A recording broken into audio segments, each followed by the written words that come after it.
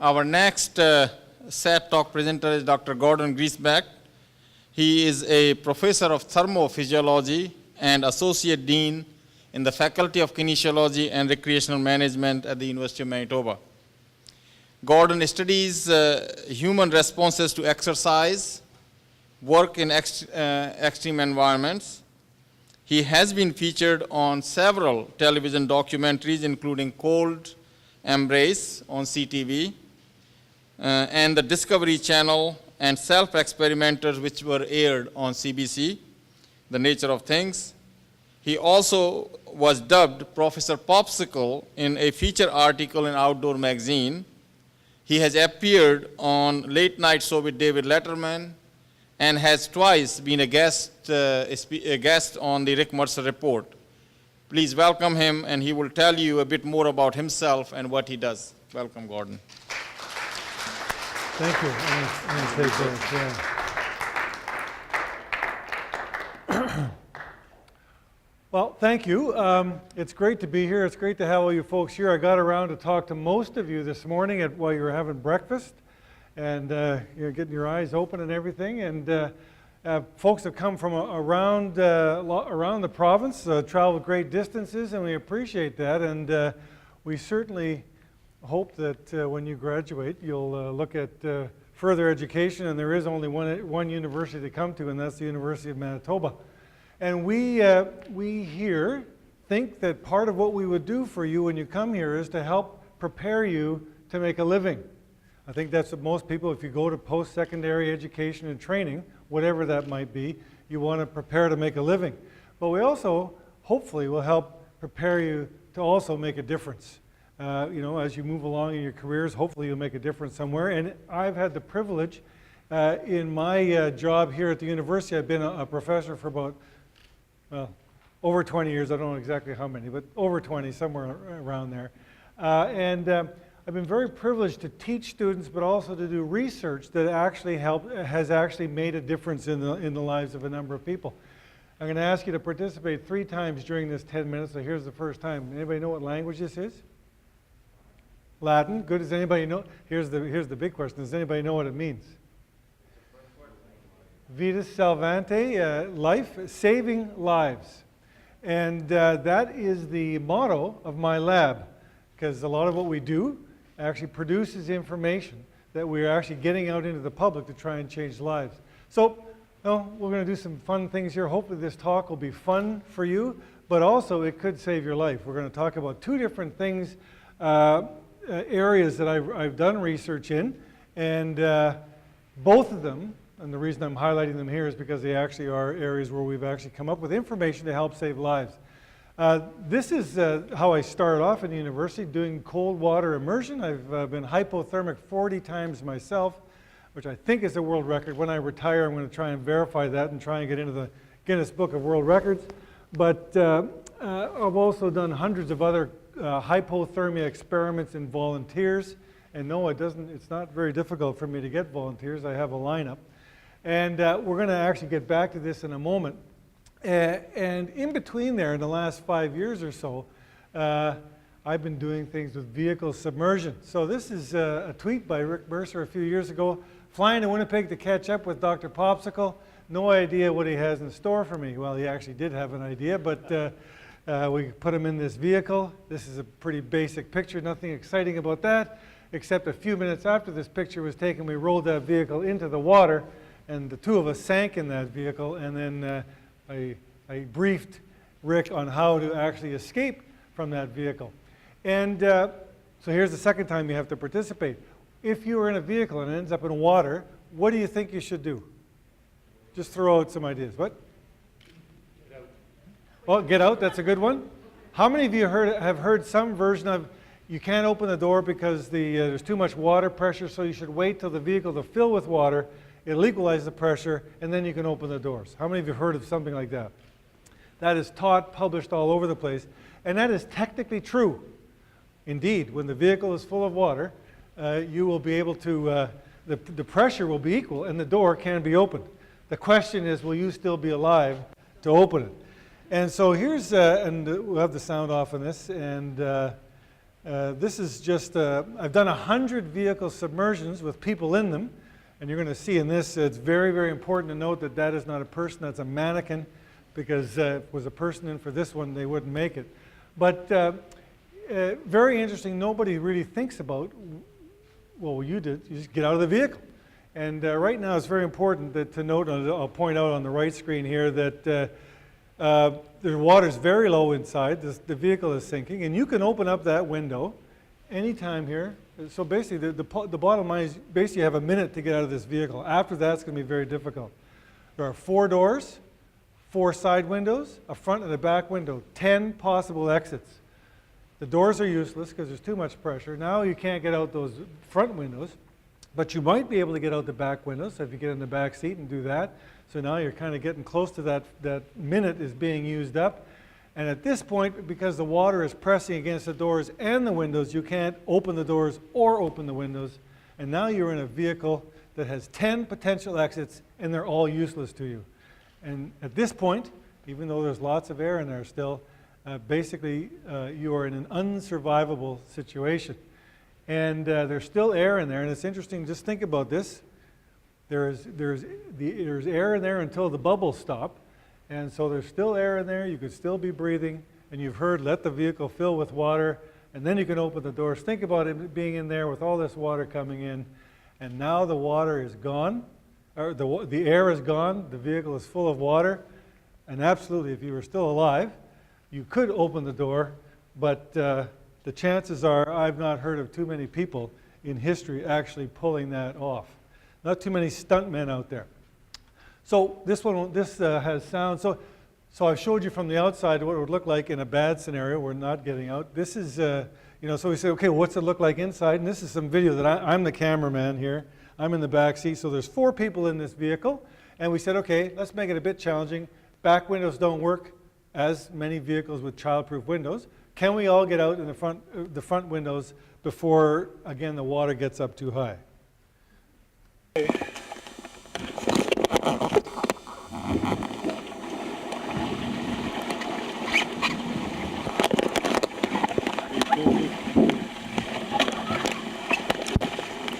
Hurry up, let's go, hurry up.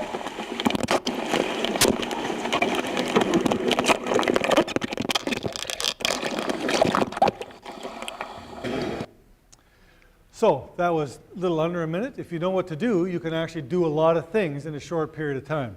And no matter how many times I've done that exercise, I still get a little excited if I'm the last one out of the vehicle. Let's go, let's get moving. Even there's scuba tanks in the vehicle and everything. It's a very, very scary scenario. And I gotta tell you, the first time I did a study on this, a trial, I was the guy in it. I didn't sleep for a week. The first night, I didn't sleep very well because I was thinking about my own experience, and the rest of the week I didn't sleep very well because I was thinking of the people and all the stories I've read, and I had some idea of what they went through. Nothing worse than being in something that has 10 potential exits and they're all completely useless and you're just waiting to drown. So listen to what the message that's coming up. And the first thing, if you have a minute, we know you have a minute to get out of that vehicle. What do we normally do when we come up, when we're in an emergency situation nowadays? What's the first thing we grab? Our phone. If you touch here, listen to this. If you touch your cell phone, if you're in a vehicle in the water, you are probably going to die. And that is because you will spend that first minute gobbling up time, telling them where you are, and there's no rescue system that can get to you within a minute. And then by the time your phone call is over, you're in the second part of that demonstration. So this is something with the 60-second driver that we put together with MPI in Manitoba. Some of you may have seen this, and basically listen for the 4 words that matter here. Oh, that's not working. Let's try that again. Here we go. The 60-second driver. A vehicle crash into water has the highest mortality rate of any type of single vehicle accident. People usually die of drowning because they panic, make bad decisions, and take too long to get out of their vehicle. I've submerged about 80 vehicles with people in them, and usually you can survive, but you must act quickly and correctly. You have about 1 minute and you must get out through your window. Reaching for your cell phone will only waste valuable time. Rescue personnel cannot get to you within 1 minute. If your vehicle's in the water, remember 4 words. Seatbelts, windows, children, out. First, don't panic. Undo your seatbelt, open or break a window. Then undo your children's seatbelt, quickly push your children out a window and follow immediately. A quick reaction will improve your odds of getting out alive. This message brought to you by Manitoba Public Insurance and CTV. So you'll notice that, again, I said I've done 100 vehicle submersions with people in them, but you will notice that the child and the teenager, they were mannequins. So I can't put kids into cars that are sinking. But we can learn a lot from them. So what were the, other than don't touch your cell phone, what were the 4 words? And what's the order? Seatbelts, windows, children, out. And the whole idea there is get your seatbelt off right away, because you might not go out the window beside you. You might have to get into the back window. And then get your windows open as quickly as possible. Electronic windows will work for a short period of time. And depending on the vehicle, it might be 5 seconds, it might be 30. The bottom line is get your seatbelt off and open up the windows. And then if you have kids or somebody else who needs help to get out of their restraints, help them. And then get them out first, and then go out after them. Very difficult to reach back into a sinking vehicle to get somebody. So get them out ahead of you. Well, now, we've just told you do not touch your cell phone. The problem is we haven't had talks like this with everybody in the world, so most people are still grabbing their cell phones. And we have many tragic recordings of people talking on their cell phone as they are drowning. And they get more and more panicked as the vehicle gets deeper and deeper. And we hear the operator talking in the background, help us coming, relax, we're going to be right there. The reality is it's just not going to happen. Now, so what we have, so what we've done now is we've helped develop, this is a, whenever you phone 911, there is a series of protocols that as you tell what your problem is, that operator will go to the different protocols. And this is a brand new sinking vehicle protocol. I'm pretty proud of this actually. We have rewritten it to change the philosophy. Once an operator knows that you are in a sinking vehicle, they now switch from trying to find out where you are and sending help, and they know, they're not going to tell you this, but they know that you are going to die if you don't get out of there in 1 minute. And then the rest of this, if you read through that, switches to, listen to me, sir or ma'am, do what I tell you, and I'm going to try and help you save your life. And they go through, take your seatbelt off, open your window. Any children? So seatbelts, windows, children, out. And this is just going through some formal approval processes now, and by next year it will be adopted by about 3,000 English-speaking jurisdictions. So just about everywhere in the English-speaking world, if you didn't listen to me now and you did phone 911 from a sinking vehicle, they'll be reading something that I wrote for you. So if you don't listen to me the first time, listen to me the second time. Okay, so that's one way that, and again, we came up with all of this information and this advice after we just went out and we did some reading, we did some predictions, then we just went out and as you heard with the flooding, we just went out and sunk some vehicles. And then we put people in them. And then we said, you know what we've been thinking over these last number of decades is wrong. So that's how we're changing it. So back to the cold water immersion. If you end up in ice cold water and you're wearing, like today, and you were wearing winter clothing, how long do you think it'll become to become hypothermic? How long do you think it'll take? Less than a minute? Anybody else? I hear a couple minutes there. You know, I've done 70% of the people that I've actually published a paper on, 70% of the people say 10 minutes or less. And 50% say 5 minutes or less. All right, if you think that you fall in ice water and you think you're going to become hypothermic, which is a deadly problem, within minutes, what are you likely to do? You're likely to panic. And panic never increases the quality of your decision making. And here's the deal. You aren't going to become hypothermic for at least half an hour and maybe even an hour.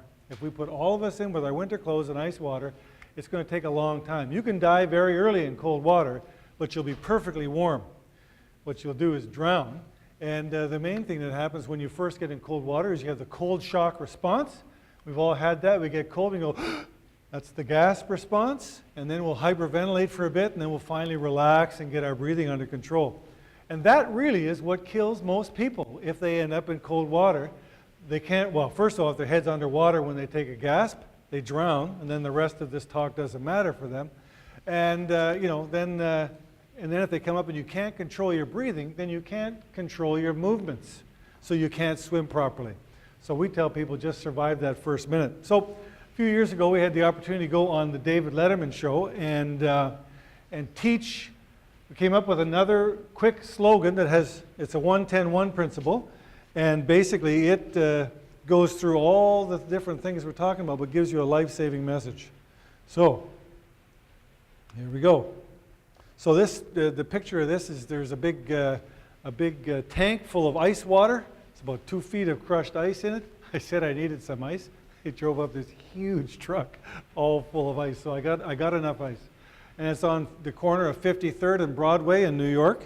And interesting, the coolest experiment I've ever done, because of course there were hundreds of people out on the street cheering, drown, drown, Anyway, you're hoping they're going to watch some catastrophe. So here we go. Okay, did you hear the 1-10-1 principle? I can't tell how you heard it. Okay, so what 1-10-1? What were they? 1 minute to get your breathing under control. 10 minutes of meaningful movement, and I think we all know as you get colder, you get weaker and less coordinated. So, and then 1 hour before you become unconscious due to hypothermia. Those numbers are all variable. It doesn't really matter. The point is, it's an hour, it's a long time before hypothermia becomes an issue. Just don't drown in the first minute, get your breathing under control, and then you'll be able to do some movement, figure out a plan, and then try to execute it. And again, that has worked very well, and we now have got many testimonials coming back where they've heard this message and it saved their lives.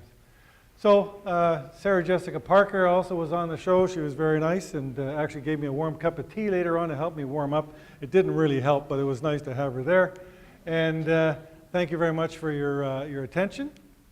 And appreciate the invitation. If you have any questions, I'm happy to answer them.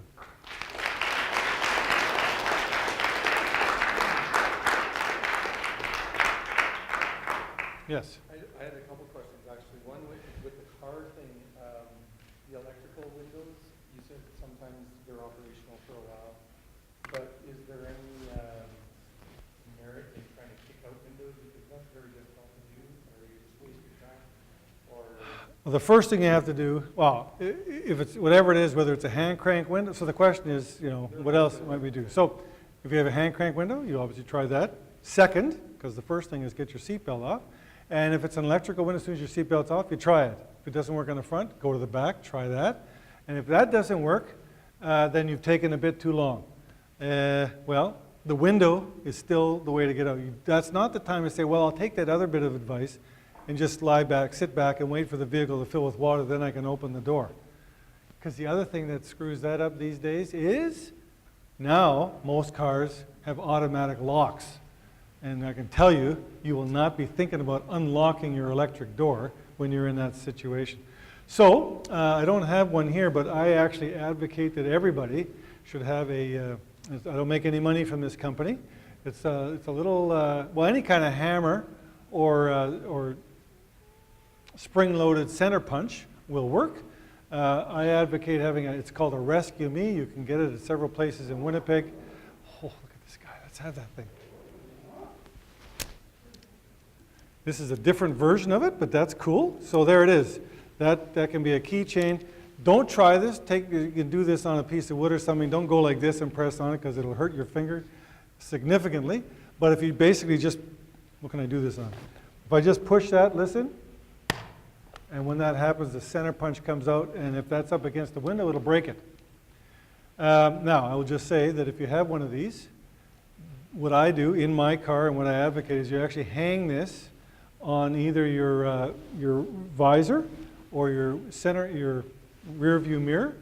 Whatever it is should be visible and reachable by the driver. The problem with using this as a keychain is this is all really good as long as you are driving. But if you lend your car to your sister, your girlfriend, your spouse, your kids, whatever, well, Doesn't do them any good if you're sitting at home with this on your keychain. So if you have one per vehicle, it's hanging there. Doesn't matter who's driving it. Otherwise, everybody should have one. The other thing is kicking. It's possible, very difficult. We had some pretty big burly guys, U.S. or Canadian Navy divers. We said, go ahead, kick that back window out, kick the side window out. And basically they were just stomping on that thing. We actually bent the doors before we broke the windows. So here's the deal. If your car is facing this way, and that's your side window, most cars, unless they have suicide doors, the hinges are towards the front. What you need to do is kick the window right there near the edge where the hinges are. Forget about hinges, just go to the front of the car. Because here, there's no shock absorption. All the force goes into the window and you break it. If you kick here, there's no hinges back here. There's just one little door latch, so the door will actually bend and absorb the force. Normally, you would like things to absorb your force, but not when you're trying to break a window. Very interesting. Guy kicked and kicked and kicked, and we took pictures later. The door was bent. Not enough for him to get out, so he expended a lot of energy, and yeah. Yeah. So if you have a lot of passengers in the vehicle, should you try to get out the back window just to like get yourself more time before it's okay? That's an excellent observation. Should you use the back window because it'll buy you more time? That is correct. Now the problem is a lot of back windows are set so that they won't lower all the way, or they won't lower at all. There's little child-proof controls that you can put on each door that are normally flipped. So if you don't have any kids in that you drive around your car, go disable that so you can get out the back window. As you saw with that blue car in the winter, absolutely, you get another 15, 20 seconds. The major issue is, if you understand, if you can remember those 4 words, seatbelts, children, seatbelts, windows, children out, even if you just do the front window, it'll still work. I saw another hand somewhere. Okay. Oh, there we go. Curious, overall your experience with being hypothermic, has it made you any more or less tolerant to a cold Manitoba winter? That's a good question. Does being cold so many times make me more or less tolerant to cold?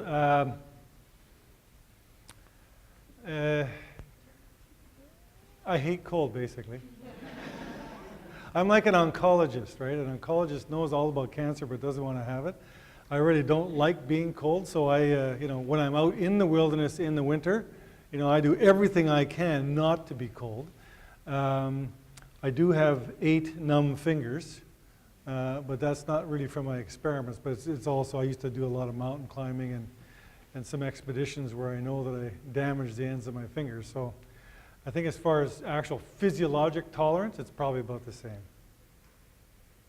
And I just had one other. Can you just tell me when we're done? Sorry, do you have this 1-10-1 rule?